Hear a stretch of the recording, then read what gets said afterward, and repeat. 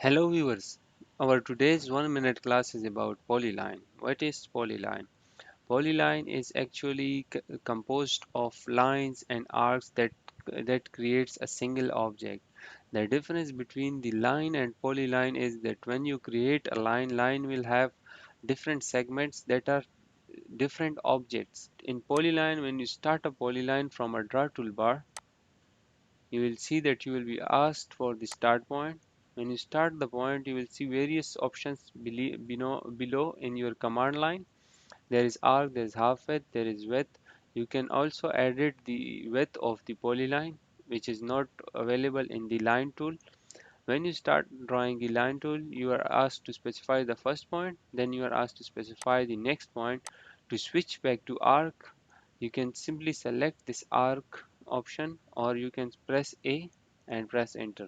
When you do that, your polyline will be changed switch to from line to arc, and you can also switch back to line by simply pressing L key and enter.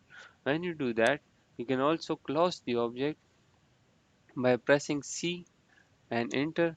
When you close the object, you will see that the polyline is created, and you see there is one arc object, one arc segments, another arc segment.